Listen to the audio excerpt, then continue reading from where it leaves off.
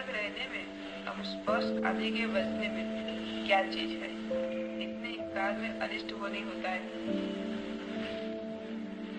धर्म के दो रूप हैं,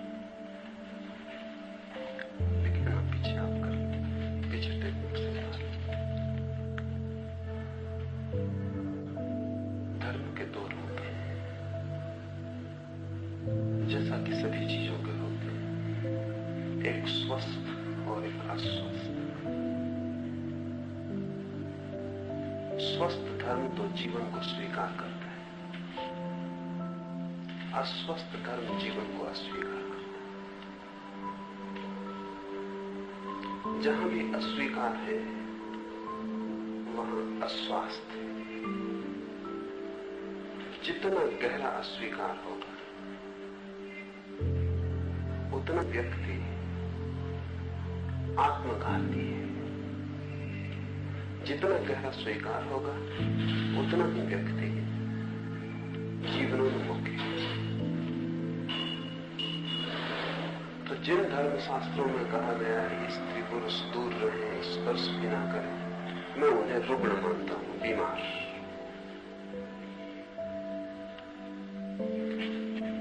स्वस्थ तो मैं उस बात को मानता हूं जो जीवन में,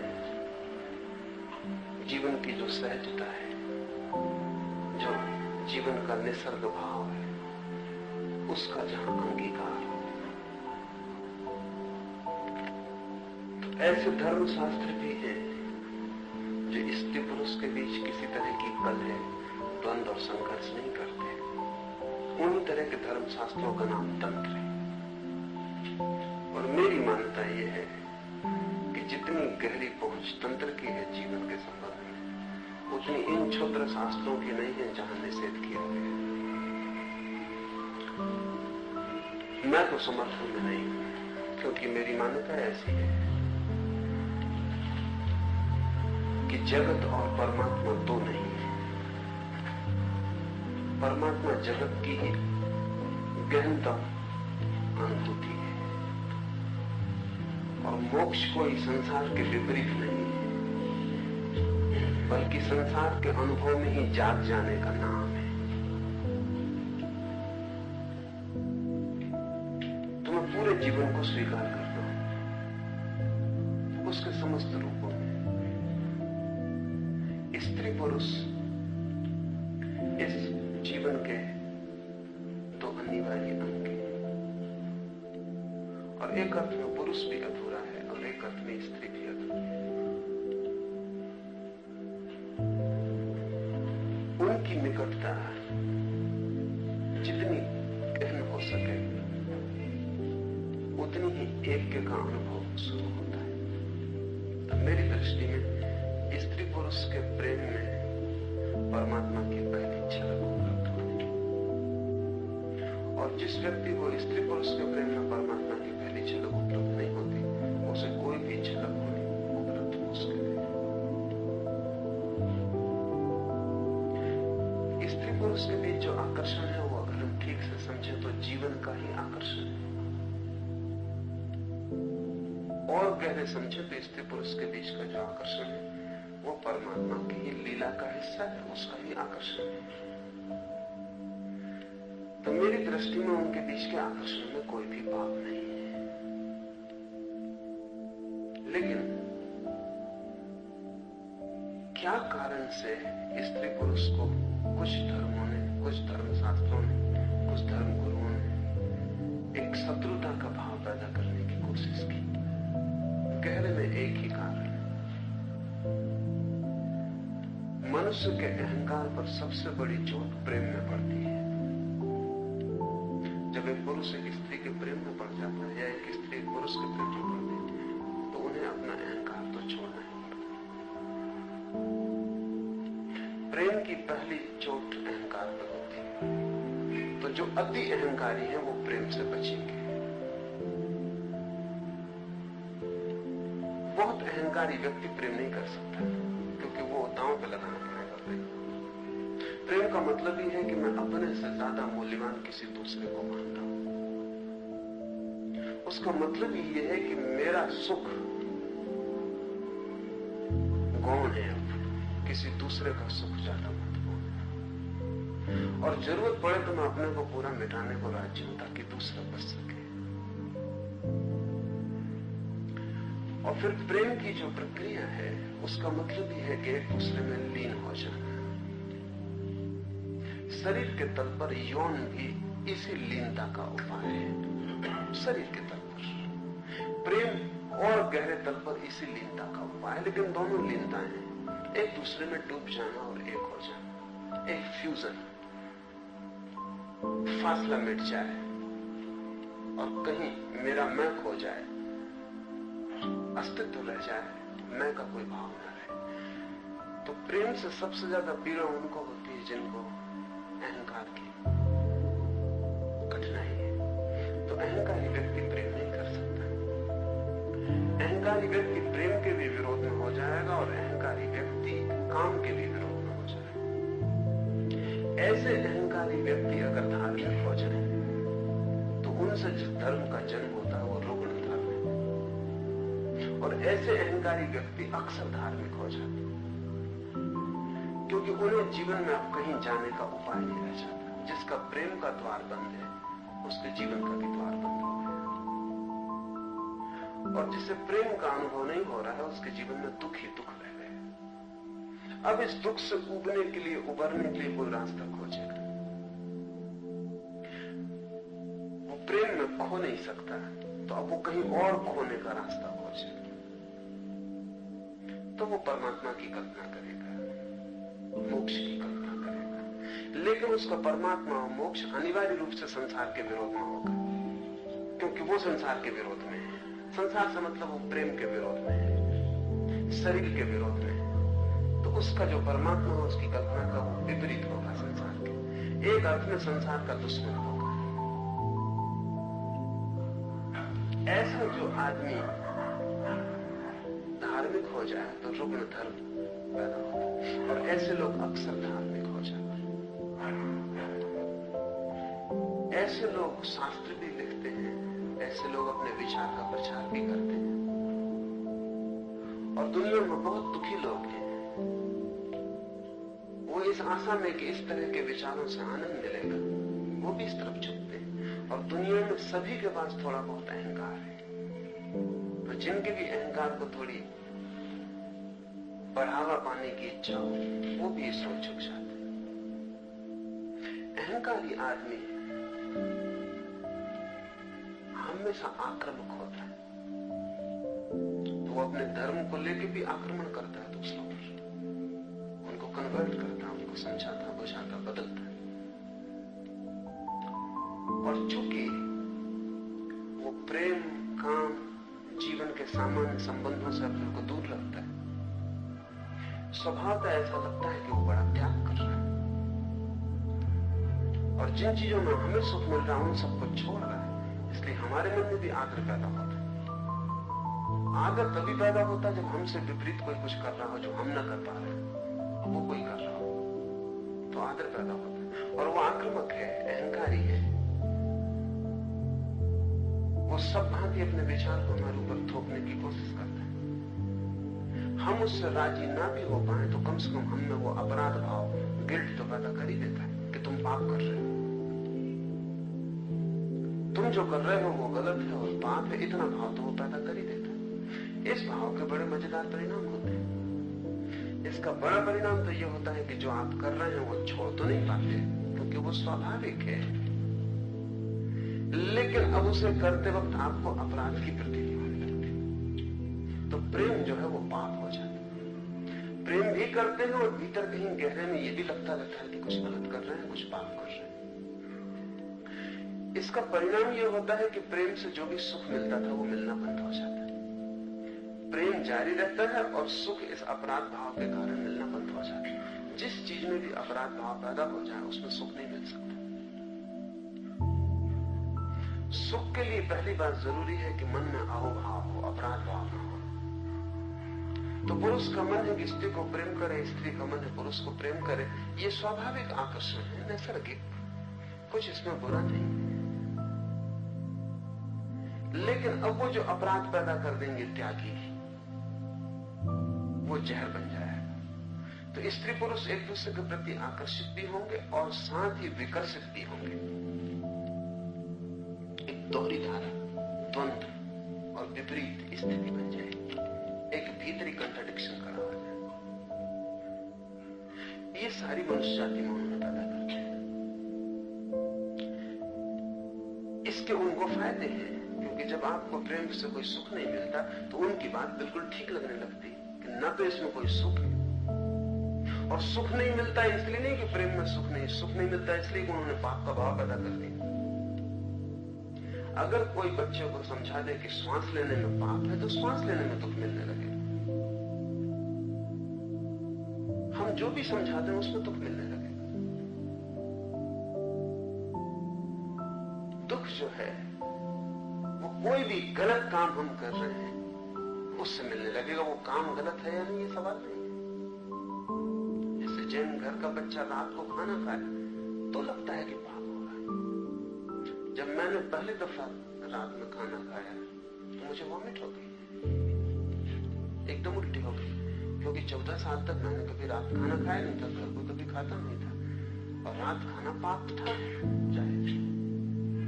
और जब पहली दफा विद्यार्थियों के साथ पिकनिक पे चला गया, वहां कोई जैन नहीं था, सब हिंदू थे, और उन्होंने कोई दिन में कोई फिक्र नहीं की भोजन बनाने की या खाने की। और मेरे अकेले के लिए मुझे अच्छा भी नहीं लगा कुछ।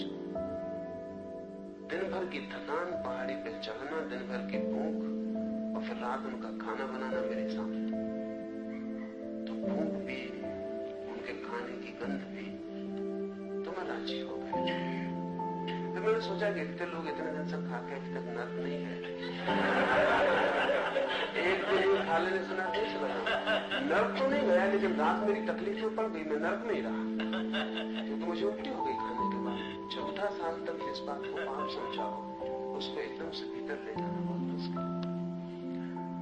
उस दिन जब मुझे उल्टी हो गई तो मैंने यही सोचा कि बात पाप ही है, तो उल्टी कैसे हो जाए। तो विषय सर्किल है, विचार के तो दुष्ट चक्र। जिस चीज को हम पाप मान लेते हैं उसमें सुख नहीं मिलता, दुख मिलने लगता है, और जब दुख मिलने लगता है तो उसे और भी पाप मान लेने का गहरा भाव हो जाता है। जितना गहरा पाप मानते हैं उतना ज्यादा दुख मिलने लगता है। इस भांति 5000 साल से त्यागवादी आदमी की गर्दन पकड़े हुए, और वो बीमार लोग, रुग्ण हैं, जीवन को जो भोग नहीं सकते, क्योंकि जीवन के भोगने के लिए जो अनिवार्य शर्त है उसको वो पूरी नहीं कर सकते। उनका अहंकार बाधा बनता है। तब फिर वो कहना शुरू कर देते हैं कि सब अंगूर खट्टे,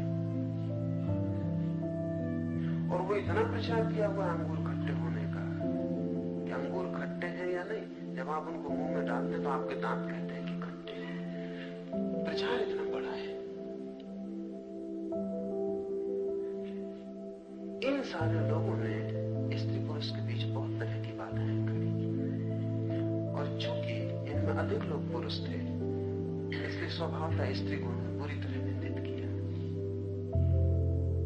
ये सब शास्त्र रचने वाले चूंकि अधिकतर पुरुष थे इसलिए स्त्री को उन्होंने बिल्कुल नरक का द्वार बना दिया। तो नरक के द्वार को छूने में खतरा तो है ही, फिर नरक के द्वार के पास होने में खतरा है। और जितना इन लोगों ने ये भाव पैदा किया स्त्री नरक का द्वार है, स्त्री पुरुष के संबंध पाप है, अपराध, तो ये भी सामान्य मनुष्य थे, इनके भीतर भी स्त्री के प्रति वही आकर्षण था जो किसी और के मन में। और जब इन्होंने इतना विरोध किया तो ये आकर्षण और बढ़ गया। निषेध से आकर्षण बढ़ता है। जिस चीज का इनकार किया जाए उसमें एक तरह का रस पैदा शुरू हो जाता है। तो ये दिन रात इनकार करते रहे तो उनका रस भी बढ़ गया, और जब इनका रस बढ़ गया तो अगर इस तरह के लोग ध्यान करने बैठे, प्रार्थना करने बैठे, तो स्त्री ही उनको दिखाई पड़ने वाली। वो भगवान को देखना चाहते लेकिन दिखाई स्त्री पड़ती, तब स्वभावतः उनको और भी पक्का होता चला गया कि स्त्री ही नरक का द्वार। काम भगवान को जब भी पाने जाना चाहते तभी स्त्री बीच में आ जाती। सारे ऋषि मुनियों को स्त्रियां सताती। इसमें स्त्रियों का कोई कसूर नहीं, इसमें ऋषि मुनियों के मन की भावदशा है। ये ऋषि मुनि स्त्री के खिलाफ लड़ रहे हैं। कोई ऊपर इंद्र बैठा हुआ नहीं कि इनको अप्सराएं भेजते, मगर इन सबको अप्सराएं घेर लेती, नग्न स्त्रियां, सुंदर स्त्रियां। ये इनके मन के रूप हैं जो इन्होंने दबाया है, और जिसको निषेध किया है वो इतना प्रगाढ़ हो गया है, वो इतना प्रगाढ़ हो गया है कि अब वो बिल्कुल उनको वास्तविक मालूम पड़ता है। तो हम इनके कहने में भी गलती नहीं कि उन्होंने जो अप्सराएं देखी बिल्कुल वास्तविक है। ये अत्यंत रुग्ण चित्त की दशा है, विक्षिप्त चित्त की दशा है, जबकि कोई वासना इतनी प्रगाढ़ हो जाती कि उस वासना से जो स्वप्न खड़ा होता है वो वास्तविक मालूम होता है। ये पागलमन की हालत है। और इन सबको स्त्रियां ही सताती क्योंकि इनका पूरे जीवन का सारा संघर्ष स्त्री से, जिससे संघर्ष है वो सताएगा। जिस दिन आपने उपवास किया है उस दिन भोजन के स्वप्न आ जाएंगे, और अगर 2-4 महीने का आपको लंबा उपवास करना पड़े तो आप डिलीरियम की हालत में हो जाएंगे। मस्तिष्क फिर जो भी देखेगा भोजन ही दिखने पड़ेगा, कुछ भी सुनेगा भोजन ही सुनाई पड़ेगा, कोई भी गंध आएगी वो भोजन की ही गंध होगी। इससे कहीं कोई संबंध बाहर का नहीं, इसके भीतर जो अभाव पैदा हो गया है वो प्रक्षेपण कर रहा है। तो जब इन ऋषि मुनियों को ऐसा लगा कि स्त्री सब तरह टिकाती है और उनके ध्यान की अवस्था नष्ट हो जाती है, और वो बड़ी ऊंचाई पे चढ़ रहे थे और नीचे गिर जाते, कोई न गिरा रहा है न कहीं वो चढ़ रहे थे, सब उनका मन का खेल है। और जिससे लड़ रहे थे, जिससे भाग रहे थे, उसी से खींच के नीचे गिर जाते। तो फिर स्वभाव था उन्होंने कहा कि स्त्री को देखना भी नहीं, छूना भी नहीं। स्त्री बैठी हो किसी जगह तो उस जगह पे एकदम मत बैठ जाना, कुछ काल व्यतीत हो जाने देना ताकि उस स्त्री की ध्वनि तरंगें उस स्थान से अलग हो जाए। अब ये बिल्कुल रुग्ण चित्त लोगों की दशा है। इतने भयभीत लोग, और जो स्त्री से इतने भयभीत हों, वो कुछ और पा सकेंगे इसकी संभावना नहीं। इस तरह के लोगों ने जो बातें लिखी हैं, मैं मानता हूं कि आज नहीं कल हम उनको विक्षिप्त, मनोविकारग्रस्त शास्त्रों में गिनेंगे। मेरा कोई समर्थन इनको नहीं। मेरा तो मानना ऐसा है कि जीवन में मुक्ति का एक ही उपाय है कि जीवन का जितना गहन अनुभव हो सके, और जिस चीज के हम जितने गहन अनुभव में उतर जाते हैं उतना ही उससे हमारा छुटकारा हो जाता है। अगर निषेध से रस पैदा होता है तो अनुभव से वैराग्य पैदा होता है। मेरी जो दृष्टि है कि जिस चीज को हम जान लेते, जानते ही हमारा उससे जो विक्षिप्त आकर्षण था वो शांत होने लगता है, और स्वभावतः काम का आकर्षण सर्वाधिक है, होगा, क्योंकि हम उत्पन्न काम से होते हैं, और हमारे शरीर का एक एक कण जीवाणु काम कण है। माता पिता के जिस कामाणु से निर्माण होता है, फिर उसी का विस्तार हमारा पूरा शरीर है। तो हमारा रोण काम से निर्मित है, पूरी सृष्टि काम सृष्टि है। इसमें होने का मतलब ही काम वासना के भीतर होना। जैसे हम श्वास ले रहे हैं हवा में, उससे भी गहरा हमारा अस्तित्व काम वासना में है, क्योंकि श्वास लेना तो बहुत बाद में शुरू होता।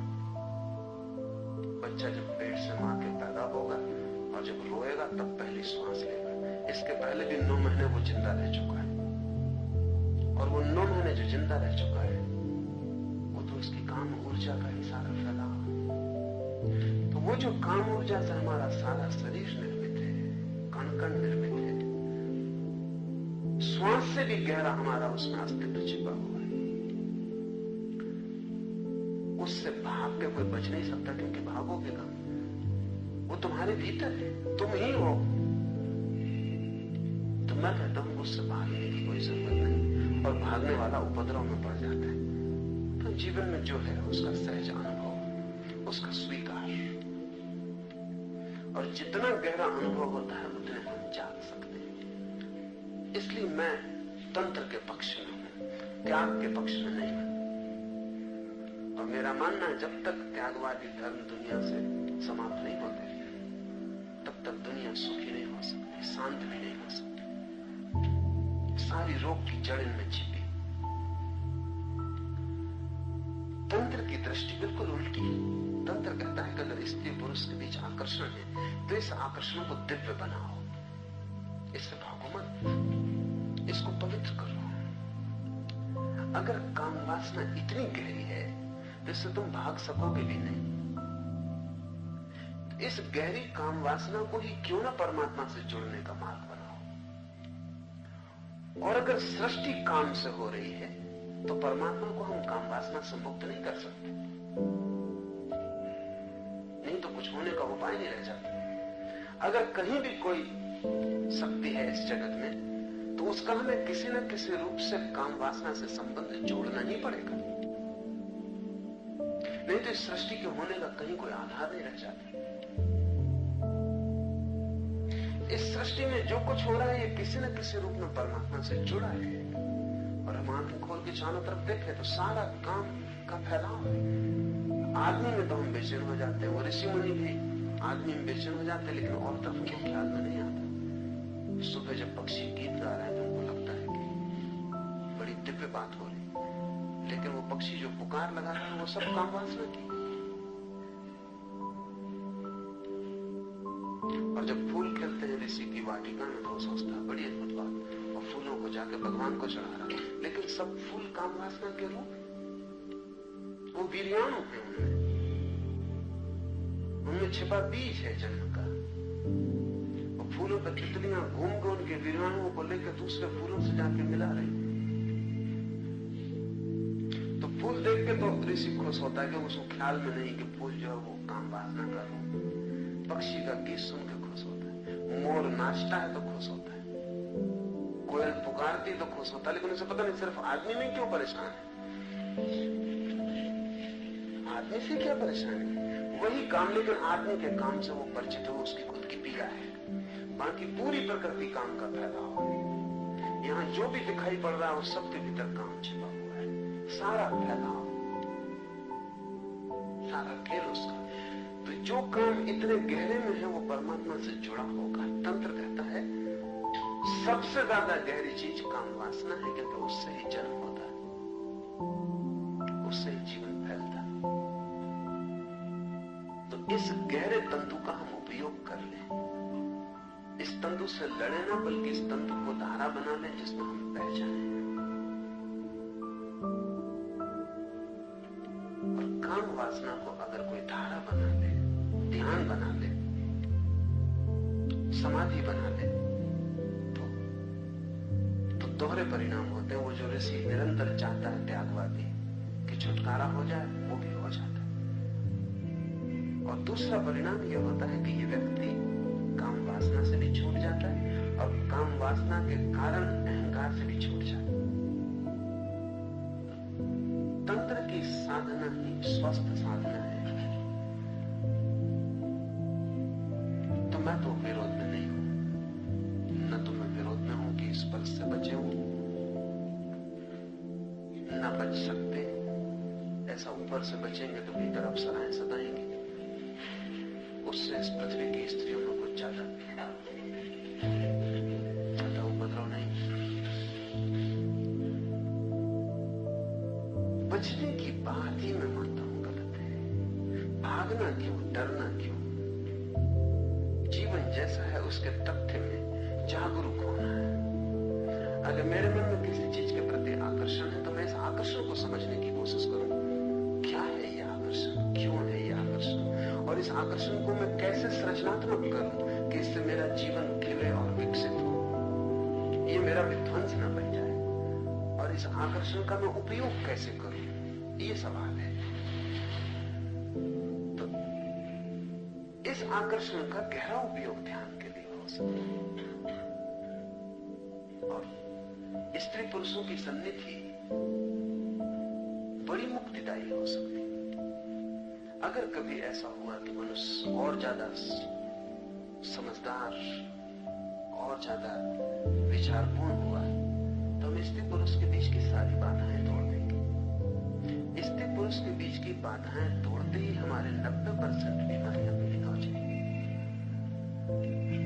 क्योंकि उन बाधाओं के कारण सारे रोग खड़े हो रहे हैं, हमको दिखाई नहीं पड़ता।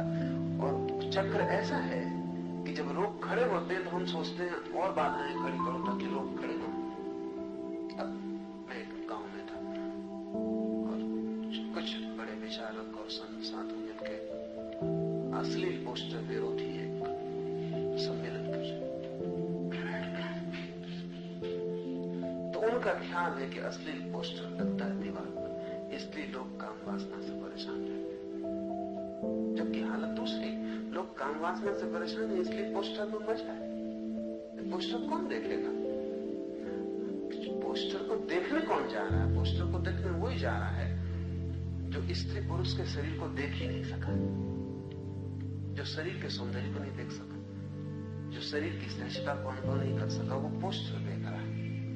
पोस्टर इन्हीं गुरुओं की कृपा से लग रहे हैं, क्योंकि ये इधर स्त्री पुरुष को मिलने जुलने नहीं देते, पास नहीं होने देते। तो इसका परवर्टेड विकृत रूप है कि कोई गंदी किताब पढ़ रहा है, कोई गंदी तस्वीर देख रहा है, कोई फिल्म बना रहा है, क्योंकि आखिर ये फिल्म कोई आसमान से नहीं टपकती, लोगों की जरूरत है। इसलिए सवाल ये नहीं कि गंदी फिल्म क्यों, सवाल ये कि लोगों में जरूरत क्यों। ये तस्वीर जो पोस्टर लगती कोई ऐसे मुफ्त पैसा खराब करके नहीं लगाता है, इसका कोई उपयोग है। इसे कहीं कोई देखने को तैयार है, मांग है इसकी। वो मांग कैसे पैदा हुई? वो मांग हमने पैदा की है, स्त्री पुरुष को दूर कर करके वो मांग पैदा करती है। अब वो मांग को पूरा करने जब कोई जाता है तो उनको लगता है कि गड़बड़ हो रही, तो उसको और बाधाएं डालो। उसको जितनी हम बाधाएं डालें वो नए रास्ते खोजता है, क्योंकि मांग तो अपनी पूर्ति मांगती है।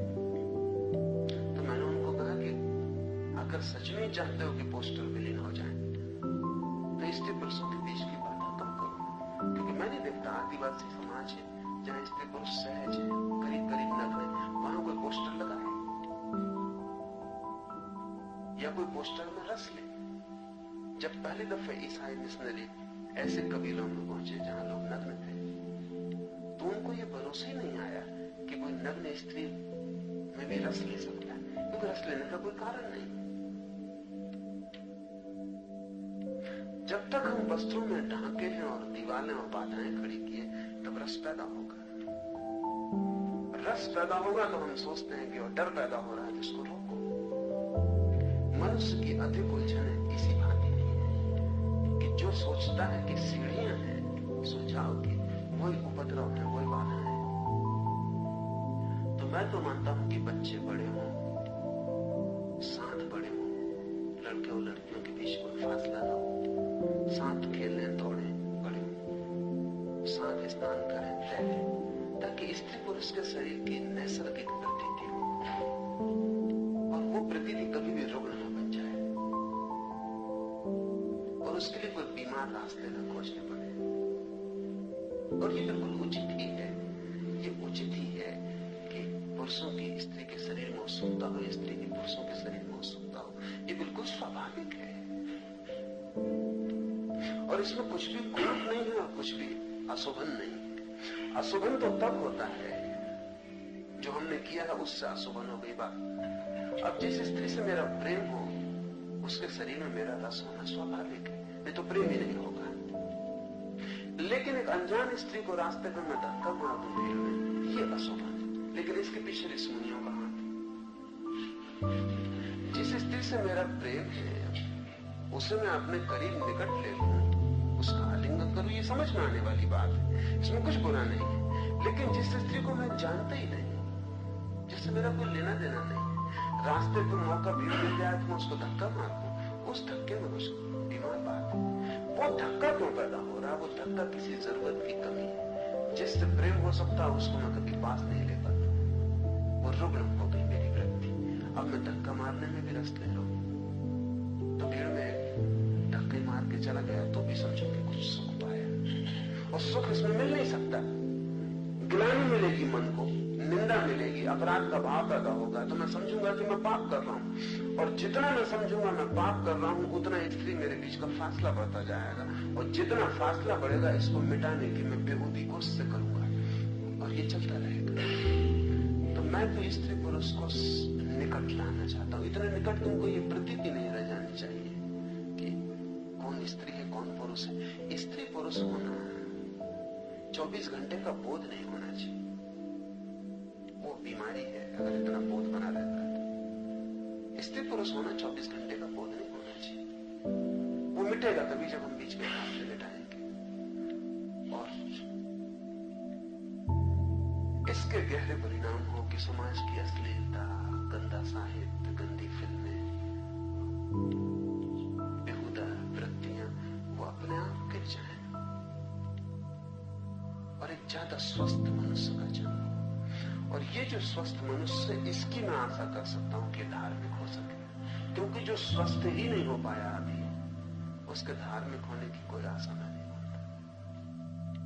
तो एक तो धर्म है जो अधर्म से भी बुरा है, अस्वस्थ धर्म, उससे तो अधर्म ठीक। और एक धर्म है जो अधर्म से श्रेष्ठ है, और उसे मैं कहता हूं स्वस्थ धर्म। जीवन की समझ, प्रतीति, अनुभव, होश, इससे पैदा हुआ धर्म।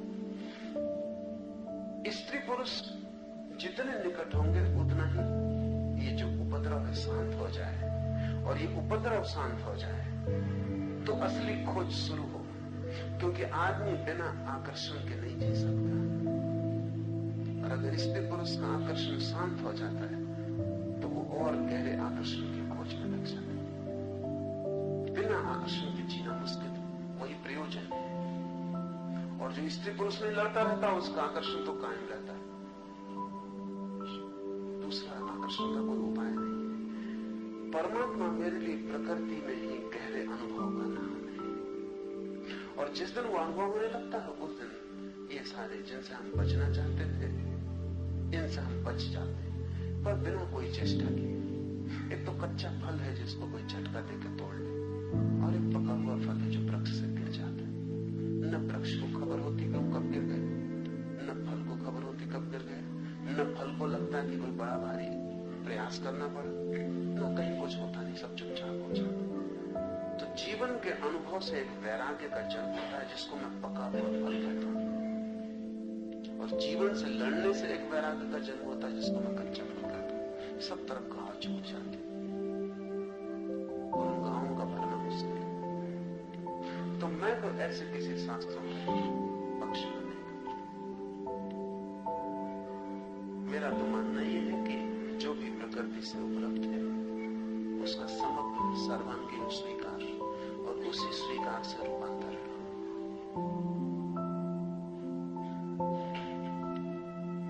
और यही रूपांतरण गहरा हो सकता है। संघर्ष में मेरा भरोसा है, और इसी बात को मैं आस्तिकता कहता हूं। सब त्यागियों को मैं नास्तिक कहता हूं, क्योंकि परमात्मा की सृष्टि में स्वीकार। और जिनको परमात्मा की सृष्टि स्वीकार नहीं, वो परमात्मा को उन्हें मिल जाएगा तो स्वीकार करेंगे, मैं नहीं मानता। अस्वीकृति की उनकी आदत इतनी गहरी है कि जब वो परमात्मा को भी देखेंगे तो हजार भूलें निकाल लेंगे कि इसमें ये पाप था। शोपेनहावर ने कहीं कहा है कि हे परमात्मा, तू तो मुझे स्वीकार, तेरी सृष्टि स्वीकार। लेकिन अगर परमात्मा स्वीकार है तो उसकी सृष्टि अनिवार्य रूप में स्वीकृत हो जाती है। और अगर उसकी सृष्टि स्वीकार नहीं है तो बहुत गहरे में हम उसे भी स्वीकार नहीं कर सकते। कैसे स्वीकार करेंगे? फिर या तो हम परमात्मा से ज्यादा समझदार हो गए, उससे ऊपर अपने को रख लें कि हम उसमें भी चुनाव करते हैं। मेरा कोई चुनाव नहीं है। मैं तो मानता हूं जो प्रकट है वो अप्रगट का ही हिस्सा है। जो दिखाई पड़ रहा है उसके पीछे ही अदृश्य छिपा हुआ है। थोड़ी परत में भीतर प्रवेश करने की जरूरत है। और प्रेम जितना गहरा जाता है इस जगत में, कोई और चीज इतनी गहरी नहीं जाती। मैं छुरा मार सकता हूं आपकी छाती में, वो उतना गहरा नहीं जाएगा जितना मेरा प्रेम आपके भीतर गहरा जाए। तो प्रेम से गहरा तो कुछ भी नहीं जाता है। इसको ही जो छोड़ देता है वो थोड़ा सतह पर रह जाता है। मेरे मन में तो ऐसे शास्त्र अनिष्ट हैं, और जितने शीघ्र उनसे छुटकारा हो उतना अच्छा है। और ऐसे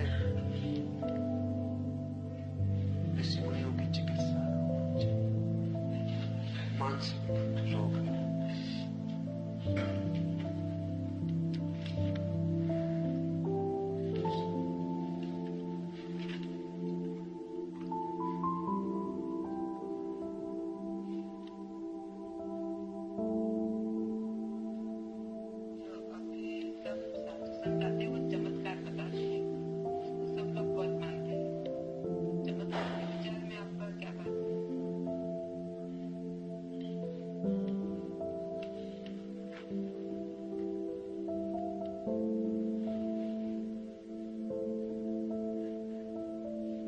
आदमी बहुत कमजोर है और बहुत तरह की तकलीफों में, उसकी तकलीफें बिल्कुल सांसारिक है। अभी एक और सामान्य आदमी ही नहीं, सुशिक्षित जिनको हम विशेष कहें वो भी, अभी एक 4-6 दिन पहले कलकत्ता से एक डॉक्टर का पता मुझे, वो डॉक्टर है, तबादला करवाना है कलकत्ता से बनारस, पत्नी बच्चे बनारस। तो मुझे लगता है कि मैं सब तरह की पूजा पाठ करवा चुका, साधु संतों के सब तरह के दर्शन कर चुका, सैकड़ों रुपए भी खर्च हो चुका है इस पर, लेकिन अभी तक मेरा तबादला नहीं हुआ। तब आखिरी आपकी शरण आता कि तबादला करवाना, नहीं तो मेरा भगवान से भरोसे उठ जाए।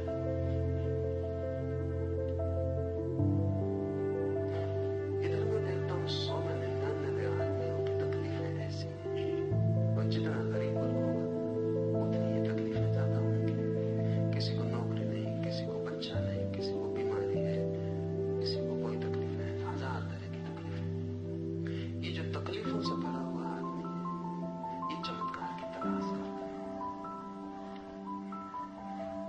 अगर कोई चमत्कार कर रहा है तो इसे एक आशा बनती है कि शायद इसकी तकलीफ भी दूर हो सकती है, और तो सब आशा छूट गई है और ये सब उपाय कर चुका है, कुछ होता दिखाई इसे पड़ता नहीं।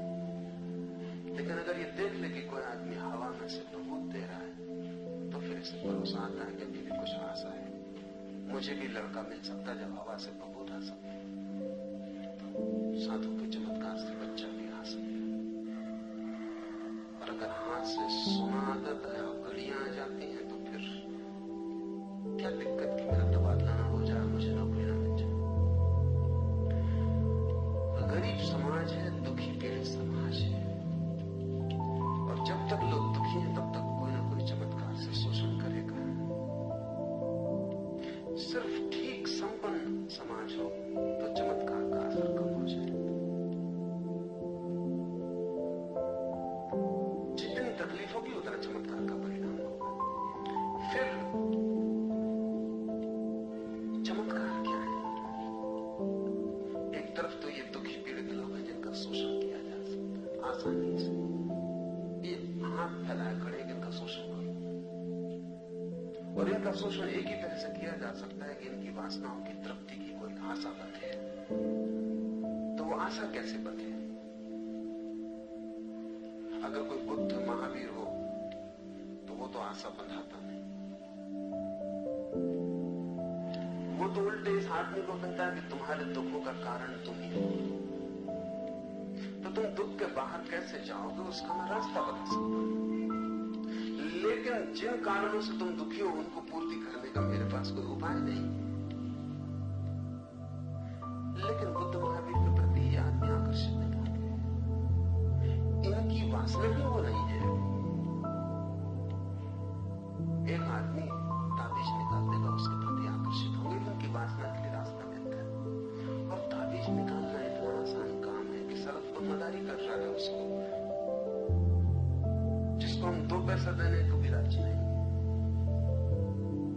और वही मदारी कल साधु बन के खड़ा हो जाए तो फिर हम उसके चरणों में सिर रखने को और सब कुछ रखने को राजी। तो गरीबी है, दुख है और मूढ़ता है। और मूढ़ता ये है कि साधु कर रहा है तो चमत्कार है और गैर साधु कर रहा है तो मदारी, और जो वो कर रहे हैं वो बिल्कुल एक चीज है, उसमें जरा भी फर्क नहीं। बल्कि मदारी ईमानदार है और ये साधु बेईमान है। क्योंकि मदारी बेचारा कह रहा है ये खेल है, यही उसकी भूल है। मूढ़ों के बीच इतना साफ होना ठीक नहीं, इतना सच्चा होना यही उसकी गलती है। क्यों कह रहा है ये खेल है, इसमें हाथ की तरकीब है कि आप भी चाहें तो सीख सकते हैं, कर सकते हैं। बात खत्म हो गई। तो फिर हमें कोई रस नहीं है उसमें, हमें खुद में तो कोई रस है ही नहीं। जो हम ही कर सकते हैं उसमें कोई बात नहीं रहती। ये मदारी बताने को तैयार है कि कैसे हो रहा है। ये मदारी परीक्षा ली जाए इसके लिए तैयार है। वो आपका साधुना तो परीक्षा के लिए तैयार है, न किसी तरह के वैज्ञानिक शोध के लिए राजी है। लेकिन फिर कारण क्या है? हम उसको इतना मूल्य देते हैं, मदारी को नहीं देते, क्योंकि मदारी से हमारी वासना की कोई पूर्ति की आशा नहीं बनती। ठीक है, हाथ का खेल, बात खत्म हो गई। अगर मैं हाथ के खेल से ताबीज निकाल रहा हूं तो बात खत्म हो गई। ठीक है, बात मुझसे क्या आपको मिलेगा? और कोई हाथ के खेल से बच्चा तो पैदा नहीं हो सकता, न नौकरी मिल सकती, न धन आ सकता, न मुकदमा जीता जा सकता, कुछ नहीं हो सकता, न आपकी बीमारी दूर हो सकती। हाथ का खेल तो हाथ का खेल है, ठीक है, मनोरंजन, बात खत्म हो गई। जब मैं ये दावा करता हूं कि हाथ का खेल नहीं है, चमत्कार है, दिव्य शक्ति है, तब आपकी आशा बनती, फिर आपकी आशा का शोषण होता है। तो मैं मानता हूं जो भी साधु चमत्कार करते हैं उनसे ज्यादा असाधु व्यक्ति खोजने कठिन, क्योंकि असाधुता और क्या होगी इसके कि लोगों का शोषण हो और उनकी मूढ़ता का लाभ और धोखा। एक भी चमत्कार ऐसा नहीं है जो मदारी नहीं करते, पर अंधेपन की सीमाएं नहीं है। सच तो यह है कि मदारी जो करते हैं वो आपके कोई साधु नहीं कर सकते, और जो आपके साधु करते हैं वो तो कोई का मदारी कोई भी करता है, और जो मदारी करते हैं वो आपका कोई साधु नहीं कर सकता। फिर भी तो इसके पीछे कोई कारण है। ये मैं समझा भी दूं तो मैं ये मानता नहीं कि मेरे समझाने से कोई चमत्कार में आस्था रखने वाले में कोई फर्क पड़ने वाला है, कोई फर्क नहीं, क्योंकि ये समझाने का सवाल ही नहीं है। उसकी जो वासना है वो तकलीफ दे रही है, उसके भीतर जो वासना है उसका प्रश्न है कि वो कैसे हल हो। अब ये जो आदमी है डॉक्टर जिसने मुझे लिखा है, इसको मैं कितना ही समझाऊं, इससे कोई फर्क नहीं पड़ने वाला, क्योंकि समझाने से तबादला तो होगा नहीं। समझाने का एक ही परिणाम होगा कि मुझे हाथ जोड़ के किसी और की तलाश करेगा, कोई उपाय नहीं, क्योंकि आगे इस आदमी को कुछ मालूम नहीं है, बात खत्म हो गई। इतना ही इसको परिणाम होगा और कोई परिणाम नहीं, ये किसी और की तलाश करेगा। दो चमत्कार के तलाशी है, और हमारे मुल्क में ज्यादा होंगे क्योंकि बहुत दुखी होंगे, बहुत पीड़ित होंगे, अति कष्ट में। इतने कष्ट में ये शोषण आसान है। मगर मेरा मानना ऐसा है कि धर्म से चमत्कार का कोई लेना देना नहीं, क्योंकि धर्म का वस्तुतः आपकी वासना से कोई लेना देना नहीं। धर्म तो इस बात की खोज है कि वो घड़ी कैसे आए जब सब वासनाएं शांत हो जाए, कैसे वो क्षण आए जब मेरे भीतर कोई चाह न रह जाए, क्योंकि तभी मैं शांत हो पाऊंगा। जब तक चाह है तब तक अशांति रहेगी, चाह ही अशांति। तो धर्म की तो पूरी चेष्टा ये है कि कैसे आपके भीतर वो भाव दशा बन जाए जहां कोई चाह नहीं, कोई मान नहीं। उस घड़ी ही अनुभव होगा जीवन की परम धन्यता का। तो चमत्कार से क्या लेना देना है? धर्म का कोई लेना देना चमत्कार से, और सब चमत्कार मदारी के लिए। जो ना समझ मदारी है वो बेचारे सबको बदलते हैं, जो समझदार है, चालाक है, होशियार है, बेईमान है, साधु के वेश में कर रहे हैं।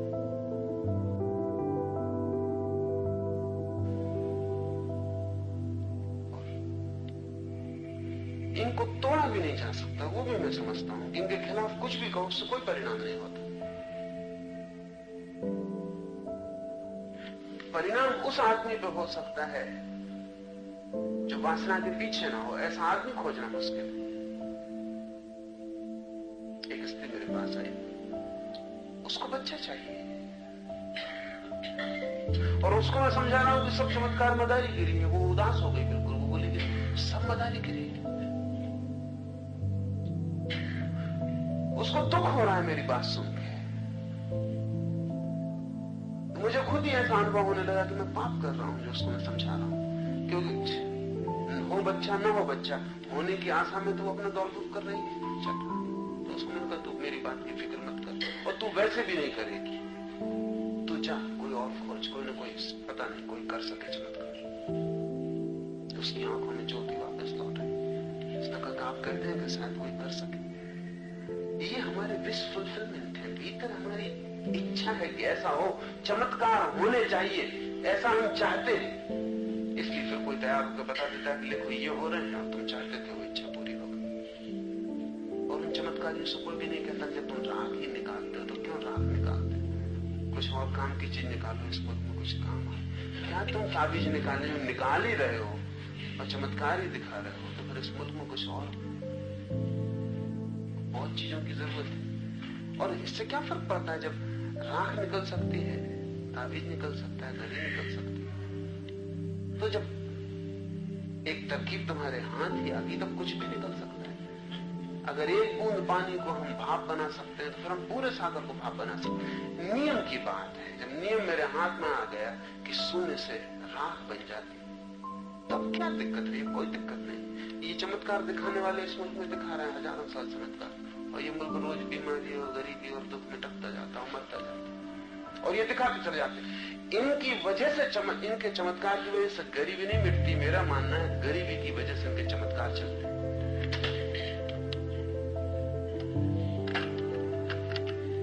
थोड़ी देर को सोचो, यहाँ इतने लोग बैठे हैं, अगर अभी यहाँ बाहर पता चले कि सत्य साईं बाबा मौजूद है तो आपके मन में पहला ख्याल क्या आएगा? और कोई ये कहे कि वो जो भी आपकी इच्छा है उनसे पूरी हो सकती है, फिर आपकी समझने में उत्सुकता नहीं रह जाएगी। फिर आप चाहेंगे कि कभी यहां से छुटकारा हो जाए, क्योंकि समझ में तो पीछे भी हो सकती है। आपको तत्काल क्या ख्याल आएगा अगर आपको पता चले कि बाहर साईं बाबा खड़े होकर आपकी इच्छा पूरी कर सकते हैं? तो आपको जो पहला ख्याल आएगा वो ये नहीं आएगा कि चमत्कार मदारी के लिए। पहला ख्याल आपको ये आएगा कि आपकी वासना क्या है। फौरन आपको आपकी वासना हो जाएगी मन में कि तो फिर ठीक है, चल के मैं इतनी मांग करी। आदमी जी रहा है अपनी वासनाओं से। वासनाग्रस्त आदमी चमत्कार नहीं होता ऐसा मान नहीं सकता। ये तकलीफ है उसका। वो चाहता है कि चमत्कार होते हो। अगर एक साईं बाबा गलत हो तो कोई फिक्र नहीं, ये आदमी गलत होगा, लेकिन कहीं कोई ना कोई चमत्कार कर रहा होगा, कोई दूसरा ठीक होगा।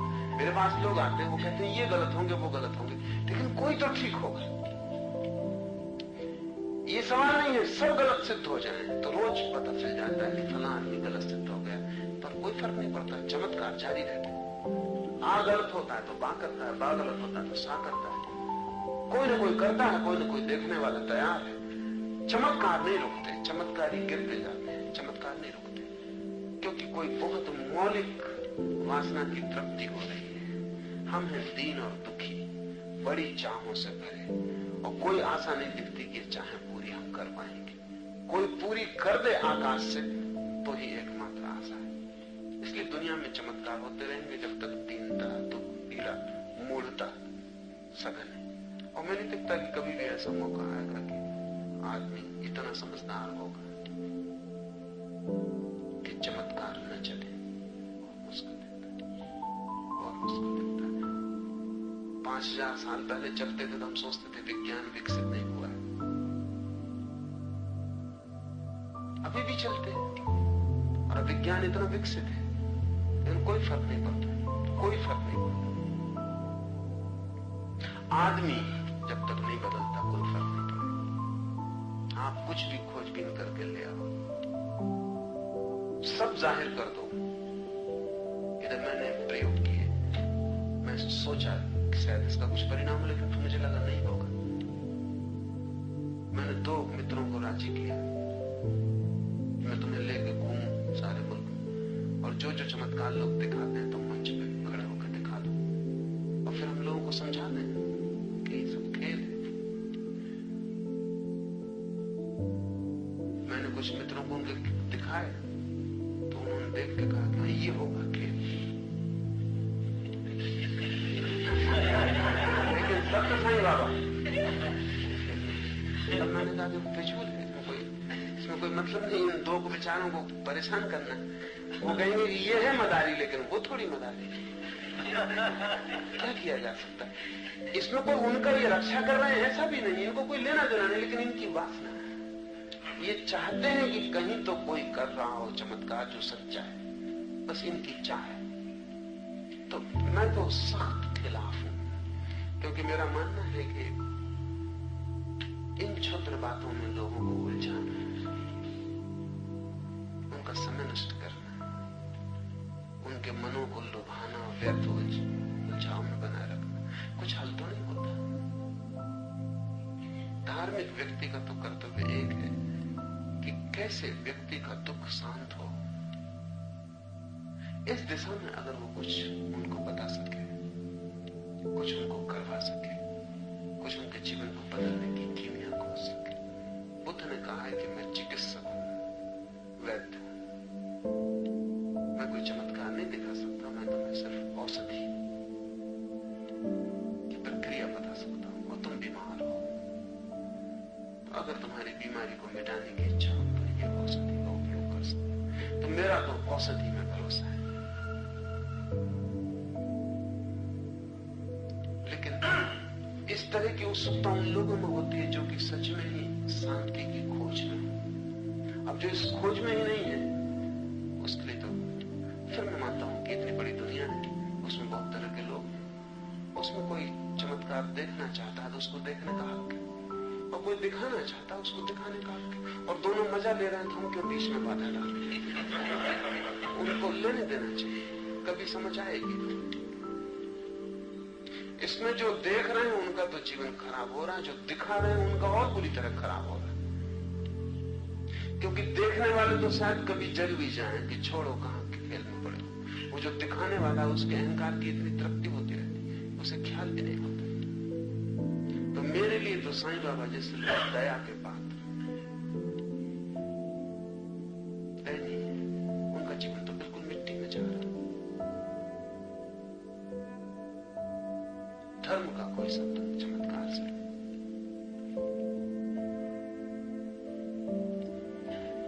भगवान किसी को मनाए जाते हैं, भगवान किसी को मनाए जाते हैं।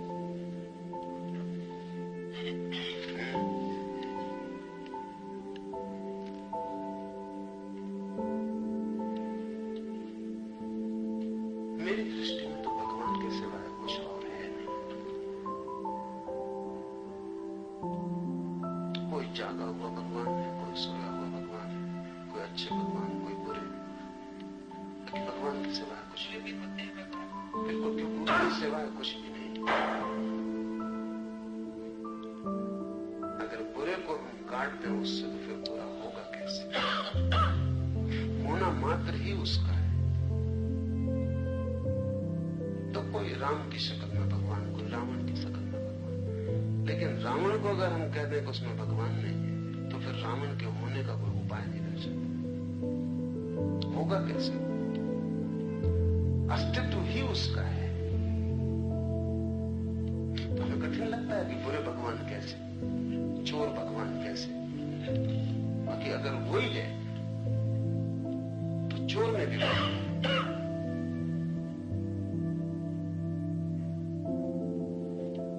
उसका ही होना अगर सब कुछ है तो फिर कोई चीज उसके बाहर नहीं। आमतौर से हमारी धारणा ऐसी कि भगवान कहीं कोई सातवें आकाश में बैठा हुआ कोई व्यक्ति सारी दुनिया को चला रहा है। ये बचकाना, इसका कोई मूल्य नहीं। भगवान से मेरा अर्थ है अस्तित्व, होना मात्र। और जिस दिन भी कोई शुद्ध होने को समझ लेता है, अपनी उपाधियों से हटके, अपने रोगों से हटके, जिस शुद्ध होने को थोड़ा समझ लेता है, वही भगवान हो गया। ये हमारा मुल्क अकेला मुल्क है जिसने हिम्मत पूर्वक ये कहा है कि सभी में भगवान। और भगवान को अलग न रख के हमने प्रत्येक के भीतर केंद्र में रख दिया। का सहज गुण न जानो सोए रहो, मत पहचानो, ये हो सकता है। मगर वो भी तुम्हारी मर्जी। कोई भगवान अपने को नहीं पहचानना चाहता तो क्या किया जा सकता, वो नहीं पहचाना है।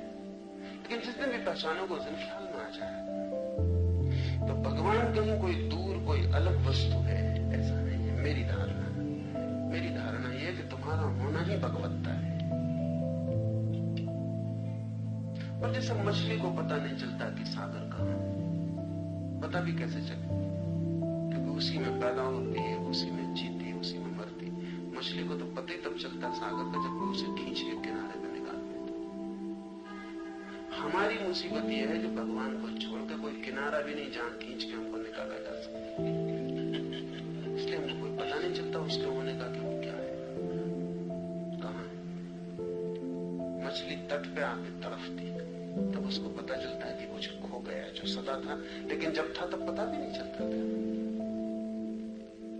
आदमी को भगवान के बाहर नहीं खींचा जा सकता है, यही तकलीफ। नहीं तो हमको पता चल जाए कि भगवान क्या है। तो लोग कहते हैं कि भगवान मिलता नहीं हो, मैं कहता हूं चूंकि तुमने कभी खोया नहीं, यही तकलीफ है। एक दफे भी खो देते तो तुम्हें मिल जाता। मिलने के लिए खोना बिल्कुल जरूरी शर्त है। चूंकि हम उसी में जी रहे हैं, हम वही है, इसलिए हम पता नहीं चलता। फिर मेरे मन में चूंकि मैं देखता हूं कि बुरा भी वही है, बुराई के प्रति भी मेरे मन में कुछ बुरा भाव नहीं रह जाता। ये इसको मैं एक आध्यात्मिक रूपांतरण की कीमिया मानता हूं। अगर ये मेरा ख्याल हो कि सभी वही है, तो जिसको हम बुरा कहते हैं वो भी वही है, तो फिर बुराई के प्रति भी बुराई का कोई भाव नहीं रह जाता। ठीक है, वो भी ठीक है, शायद वो भी अनिवार्य हिस्सा है, शायद उसके बिना भी जगत नहीं हो सकता। जैसे अंधेरे के बिना प्रकाश नहीं हो सकता और मृत्यु के बिना जीवन नहीं हो सकता, शायद इसी तरह रावण के बिना राम भी नहीं हो सकता। शायद परमात्मा के होने के ढंग में ये दोनों बातें साथ साथ सम्मिलित हैं कि जब भी वो राम होगा तो रावण भी होगा, नहीं तो नहीं हो सकता। तो ये द्वंद्व जो हमें इतना विपरीत दिखाई पड़ता है, कहीं भीतर जुड़ा हुआ है।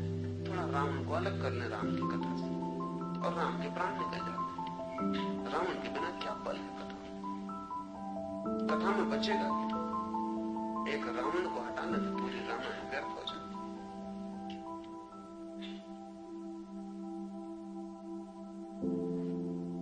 तो जब मैं ऐसा देखता हूं कि बुरा और भला एक ही सिक्के के दो पहलू हैं, तो बुरा भी कुछ बुरा नहीं रह जाता। इसलिए मेरी कोई चेष्टा ऐसी नहीं कि बुरे आदमी को अच्छा बनाओ। मेरी चेष्टा ऐसा कि बुरा आदमी ठीक से बुरा हो जाए और अच्छा आदमी ठीक से अच्छा हो जाए। मेरा फर्ज नहीं है कि बुरा आदमी अच्छा हो जाए, इसमें मेरी कोई कोशिश नहीं कि रावण को राम बनाओ, कुछ मतलब हल ना होगा, सब खराब हो जाए, सब खराब हो जाए। और कुछ न कहो कि रावण को दिन राम बन जाए तो राम को बेचारों को तत्काल रावण बनना पड़ेगा, क्योंकि इसके सिवा कोई उपाय नहीं। तो रावण अच्छा रावण हो, शानदार, पूरी तरह प्रकट हो, और राम पूरी तरह प्रकट हो अपनी प्रतिभा, तो ये खेल का पूरा रूप आ जाए। तो मैं नहीं कहता किसी को तुम ऐसे हो जाओ, मैं कहता हूं तुम जो हो वही तुम पूरी तरह हो जाओ। कोई ढांचा नहीं देता कि ऐसे बनो, क्योंकि मैं कौन ढांचा देने वाला है। तुम जो बन सकते हो वही बनो, उसमें पूरी तरह संलग्न हो जाओ। और कैसे पूरी तरह संलग्न हो सकते हो वो मैं जरूर कहता हूं। और जिस दिन तुम जो हो वही बन जाओगे, उस दिन तुम्हें परमात्मा की प्रतीति हो जाएगी। क्योंकि जिस दिन तुम पूरे खिलोगे अपने व्यक्तित्व में, वही अनुभव है उसका। व्यक्ति का पूरा खिल जाना है, उसके भीतर जो छिपा है उसका पूरा बकरियों तक फैल जाना है। तो मेरे लिए भगवान तो सभी है।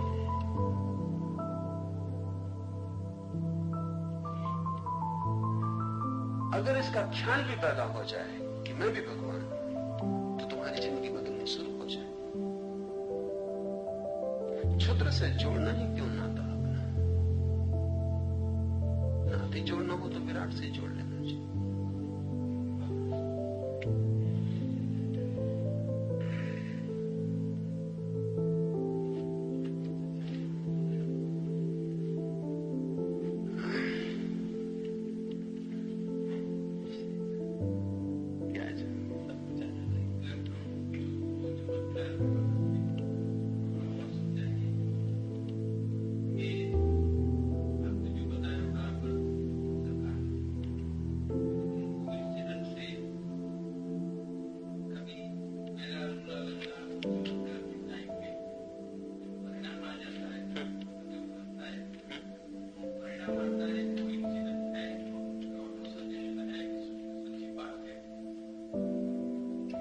बहुत से कारण हो सकते हैं, लेकिन चमत्कार नहीं है। चमत्कारिक भी मालूम हो, चमत्कार नहीं। आदमी के मन के बहुत से नियम हैं जिनका हमें होश नहीं है, और उन नियमों के कारण बहुत सी घटनाएं घटती। एक युवक मेरे पास आता, पहली दफा जब आया तो किसी डॉक्टर ने भेजा था। उसके पेट में दर्द था और डॉक्टर ने इलाज कर करके परेशान हो गए। तो उसने तो सिर्फ अपनी बला टाली, क्योंकि उस डॉक्टर ने मुझे कहा कि तो बड़ी मुश्किल बात होगी। मैं तो इसको इसलिए हटाया कि ये रोज मेरे दवाखाने में बैठ जाता और इसकी वजह से दूसरे मरीजों को बुरा असर पड़ता, क्योंकि कहता साल भर हो गया अभी तक ठीक नहीं। तो मैंने उसके हाथ जोड़े, कहा कि तू उनके पास जा, उनसे ही ठीक होगा, हमसे ठीक नहीं होने वाला। सिर्फ बला टालने के लिए आपके पास भेजा था और ये ठीक हो गए। वो मेरे पास आया और कहा कि मुझे अपने हाथ का छुआ पानी दे दे। डॉक्टर ने कहा बात क्या? उसने कहा बात पूछने की, साल भर से पेट की तकलीफ। और जिसको डॉक्टर ठीक न कर पाया वो फिर चमत्कार से ठीक होता है, क्योंकि डॉक्टर ठीक नहीं कर पाया उसका मतलब ये कि शरीर में कोई रोग नहीं, तो डॉक्टर ही ठीक कर लेता। इसकी कोई बात नहीं थी। रोग सिर्फ मन में है, उसको सिर्फ ख्याल है कि पेट में दर्द है।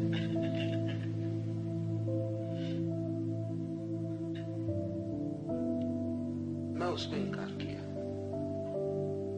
कि ये मैं करूंगा नहीं, क्योंकि कल और लोग आ जाएं। तब उसने मेरे पैर पकड़ लिए। आप क्या कह रहे, मैं किसी को बताऊंगा नहीं, ये बात छिपती नहीं। साल भर से बीमार है और अगर ठीक हो गए तो तू तो ठीक हुआ, हम फंस गए, कल तो और लोग आ जाएंगे। 12 बजे रात तक मैं उसे रोके रहा। जब वो बिल्कुल छाती पीट रोने लगा, मेरी माँ मौजूद थी वहां।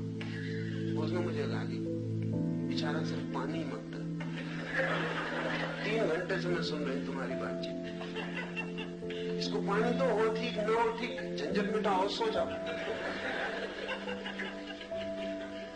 पर 3 घंटे उसे रोकना जरूरी था, क्योंकि जितना मैंने उसे रोका उतना उसका पक्का होता गया कि पानी में कुछ है। तो रोकने की बात भी क्या थी?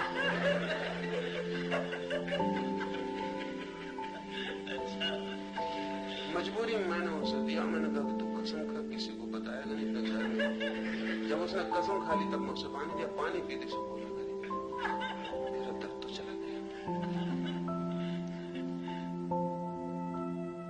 और दर्द उसको चला गया। न तो कोई संयोग है न कोई चमत्कार, उसका एक वहम था, और वहम को निकलने के लिए एक ही उपाय है, किसी पर भरोसा आ जाए, और कोई उपाय नहीं। वहम के निकलने का एक ही उपाय है, उससे बड़ा वहम पैदा हो जाए। उसका वहम था कि पेट में दर्द है, उसका वहम है कि मैं चमत्कारी हूं। ये बड़ा वहम है। और जो झूठा पेट में दर्द पैदा कर ले, वो झूठा चमत्कारी न पैदा कर ले, इसमें कठिनाई क्या है? उसका ही खेल, मेरा कोई लेना देना नहीं। कल तक वो पेट में दर्द पैदा कर रहा था, डॉक्टर को साल भर तक जिसने हराया, वो कोई छोटा मोटा आदमी नहीं है। वहम पैदा कर सकता है, और दर्द जैसा वहम पैदा कर लिया जिसमें दुख ही पाए, तो ये तो बड़ा सुखद था मामला। उसने फूट अंदर नहीं गया। उसने कहा गजब, ये तो चमत्कार हो गया। उसने कहा कि वो कसम वसम मैं नहीं मानूंगा, क्योंकि मेरी माँ की तबीयत खराब है। और आप जान के हैरान होंगे कि वो एक बोतल रखने लगा जिसको मुझसे छुआ के ले जाता और मरीजों को ठीक करने लगा, क्योंकि उसको देख के मरीज, उसका पूरा मोहल्ला जानता था कि वो तो क्रॉनिक मरीज है, वो कोई ठीक होने वाला प्राणी नहीं। वो ठीक हो गया तो उससे लोग मानने लगे किस तरकीब से, और अनेकों को वो ठीक करने लगा। अब मैं उसको समझाऊंगी तो समझाने का कोई उपाय नहीं, तो वो ठीक हो गया है। और ठीक होने का एक नियम है, 100 में से 90 बीमारियां मानसिक है। 90 बीमारियां तो चमत्कार से ठीक हो ही सकती। वो जो 10 बीमारियां हैं जो मानसिक नहीं है, उनका भी चमत्कार से असर हो सकता है, आपको भुलाई जा सकती है। जैसे कि छोटी बीमारी पैदा हो सकती है, वैसी सच्ची बीमारी भूल सकती है। हिप्नोसिस में 2 तरह के प्रयोग हैं। अभी किसी को सम्मोहित किया जाए और एक खाली कुर्सी रख दी जाए। जब वो सम्मोहित हो तब उसको कहा जाए कि खाली कुर्सी पर उसका कोई परिचित व्यक्ति आके बैठ गया, फिर उससे कहा आंखें खोलो, वहां कुर्सी खाली है, वो देखेगा बराबर की फलां आदमी बैठा हुआ है, जो नहीं है वो दिखाई पड़ रहा है। इससे उल्टा भी हो जाता है, जो कुर्सी पे बैठा हुआ है उसको अगर वो कुर्सी खाली है, यहाँ कोई नहीं, फिर उससे आंख खोल कर कहो, उसको दिखाई नहीं पड़ेगा। हमारा मन जो देखना चाहे वो ना हो तो भी दिखाई पड़ सकता है, और हमारा मन जो देखना न चाहे तो जो हो वो भी नहीं दिखाई पड़ेगा। अब इसके लिए जरूरी है कि बहुत गहरी आस्था का भाव पैदा हो जाए। चमत्कारी व्यक्ति उतना ही काम कर रहा है कि वो उतना भरोसा दिलवा रहा है कि ठीक। अब इसमें कठिनाइयां ये है कि अगर चमत्कारी व्यक्ति, जैसे मैंने ये बात आपसे कह दी, अब आपके पेट में दर्द हो तो मैं कुछ नहीं कर सकता, मेरा चमत्कार काम नहीं करेगा। आपके पेट में दर्द हो तो मैं तभी आपका ठीक कर सकता हूं जब मेरे आसपास में हवा बना के रखूं पूरी की मैं चमत्कारी हूं। इसमें जरा भी एक्सप्लेनेशन खतरनाक है। इसमें जरा सी व्याख्या साफ हो गई आपकी तो फिर आपको फायदा मुझसे नहीं हो सकता।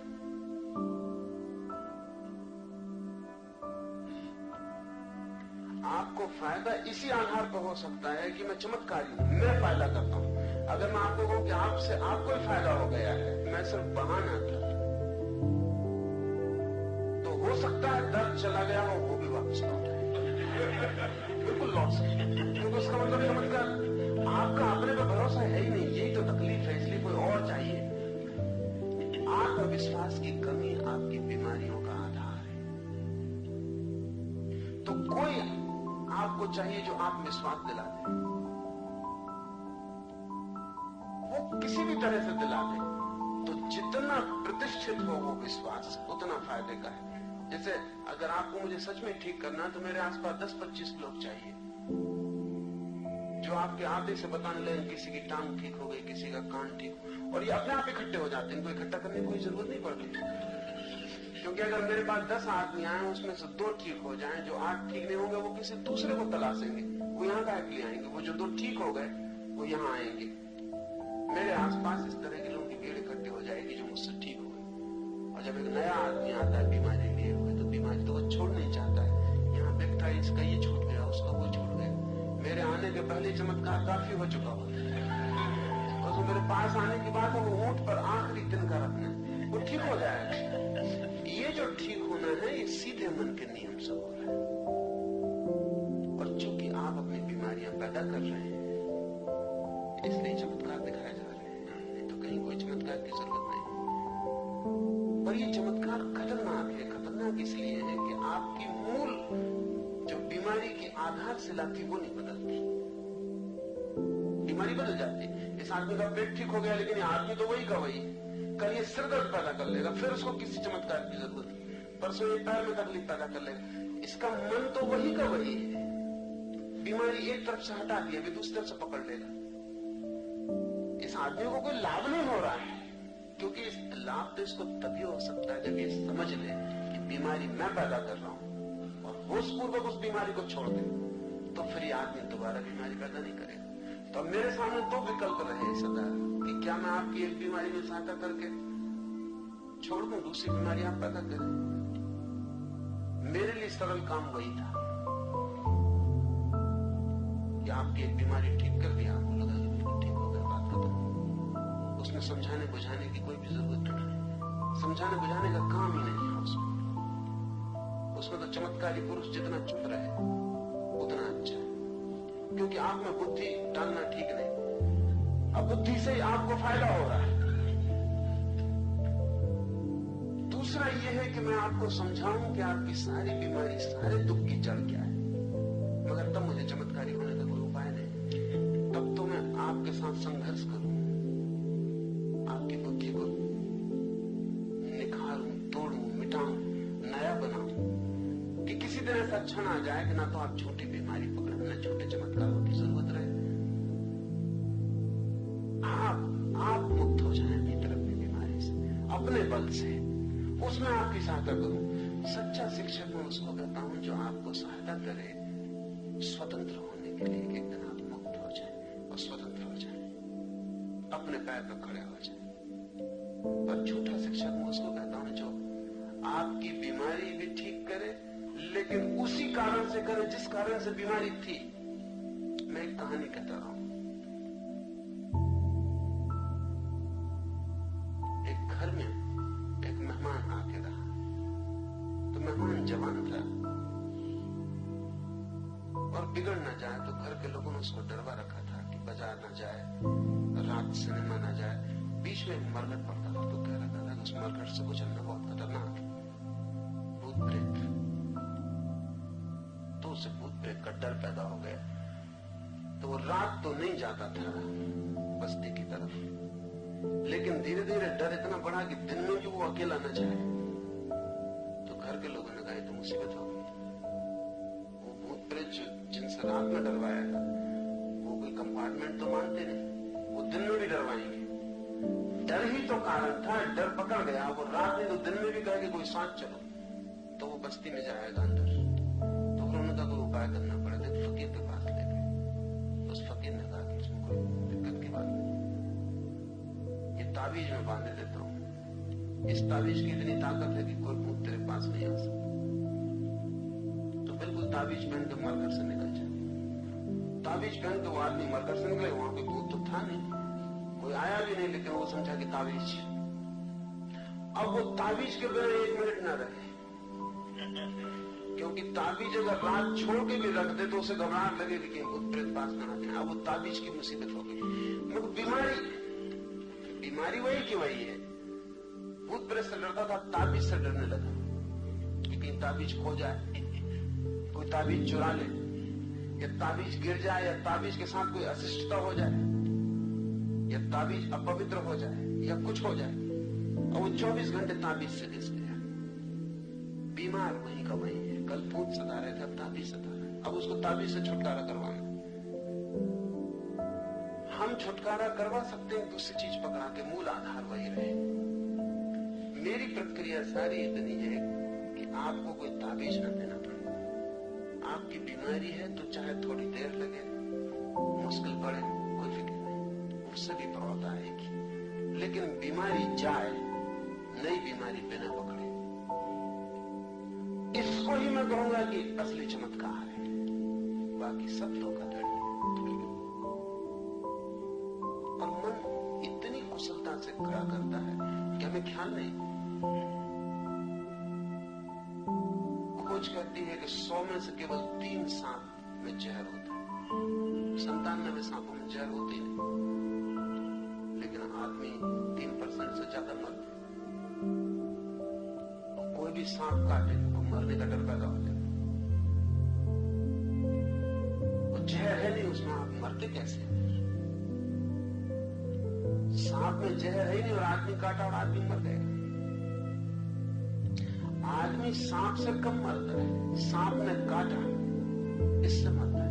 असली जहर सांप में नहीं, आदमी के मन में कि सांप ने काट खाया, फिर चाहे चूहे ने काटा, इससे कोई फर्क नहीं पड़ता, आदमी मर जाए। इसलिए सांप झाड़ा जा सकता है क्योंकि कोई जहर तो होता नहीं। 97 मौके पर सांप का झाड़ने वाला सफल होगा। जहर तो होते नहीं, आदमी का कोई वास्तविक कारण नहीं है मरने का, सिर्फ ये ख्याल। तो मेरे एक मित्र जो सांप झाड़ने का काम करते, उन्होंने सांप पाल रखे। तो ये जरूरी है। जब उनके लड़के को सांप ने काट खाया तो भागे मेरे पास आए, तो आप कुछ करो। मैंने कहा तुम तो न मालूम कितनों के झाड़ चुके। उनका वो काम इस पर नहीं करेगा। लड़का जानता है वो जो तरकीब है, वो लड़का जानता है। ये ज्ञान के साथ ये खराबी। इस लड़के से मैंने पूछा तू क्यों घबरा रहा है? तेरे बाप उनको मुझे पता है, मुझ पर नहीं चलेगा उनका काम, क्योंकि मैं खुद ही उनका सांप छोड़ता हूँ। वो जब सांप कोई काटता है तो सांप उन्होंने पाल रखे, तो भारी मंत्र पढ़ेंगे, उनमें से सांप को आवाज देंगे, फिर जिस सांप ने काटा वो सांप आएगा, बाहर दरवाजे से चलता हुआ अंदर आएगा। जब वो मरीज देखता काटा हुआ कि सांप आ गया, वो भी चमत्कार हो जाता। जिस सांप ने काटा था कभी कभी 6-6 घंटे लग जाते, क्योंकि सांप बहुत दूर है। जब वो आए तब फिर सांप आता है, वो सांप आकर बिल्कुल कपने लगता है, सिर पटकने लगता है झाड़ने वाले के सामने। तो मरीज आधे तो ठीक हो गया, गजब कुछ नहीं। फिर वो सांप को कहते हैं कि वापस जहां उसको काटा है उसको वापस उसको ढूंढ दिया, तो सांप मुंह लगा के वहां से, वो सब ट्रेन सांप है, 2-4 बूंद खून की टपकाती होकर बस जहर उसने वापस दे दिया। उनके लड़के को काट लिया, वो लड़का गया कि हम खुद ही छोड़ दे, इसलिए बड़ी मुसीबत। और बाप भी गए कि मेरा काम नहीं चलेगा, इसमें आप कुछ करो। तो इस सारे चमत्कार की दुनिया में आपकी वो बीमारियां दूर हो रही हैं जो कभी थी ही नहीं। इसका ये मतलब नहीं कि आप तकलीफ नहीं पा रहे थे, आप तकलीफ पा रहे थे, आप मर भी जाते, ये भी हो सकता है। और लाभ आपको पहुंचाया जा रहा है, इसलिए लाभ पहुंचाने वाले को दोष देने का भी कोई कारण नहीं। जब तक आप हो तब तक किसी को झूठा सांप झाड़ना पड़ेगा। ये आपकी वजह से उपद्रव है। आप जान के हैरान होंगे कि ऐसी घटनाएं घटी हैं। बहुत प्रसिद्ध घटना है सूफी सुन्नत के बाबत। वो निरंतर कहा करता था, उसने एक आदमी को मरते देखा। वो एक कॉफी हाउस में बैठा हुआ था और गपशप कर रहा था, कुछ लोग और बैठे हुए थे, और एक आदमी आया। उस कॉफी हाउस के मालिक ने कहा, अरे तुम अभी जिंदा हो? साहब ने कहा, क्या बात करते, तुमको किसी ने कहा कि मैं मर गया? उसने, किसी ने कहा नहीं, हमने सोचा हुआ था। भूल गए। साल भर पहले जब तुम यहाँ रुके थे, तुम्हारे साथ 3 आदमी और रुके थे उस रात यहाँ। चारों ने रात जो खाना खाया था यहाँ, वो भी शांत हो गया। तुम तो आज ही रात उठ के चले गए, तुम्हें कहीं जाना था यात्रा पर, बाकी 3 मर गए। तो हम यही सोचते थे कि तुम मर गए। वो साल भर बाद वापस लौटा था, ये सुनते वो बेहोश होकर गिर पड़े। वो जो आदमी था साल भर पहले चुनने ने लिखा, जब मैंने उसको बेहोश होते गिरते देखा तो मुझे दुनिया के सब चमत्कार समझ में आ गए। ये जो आदमी है ये गिर पड़ा।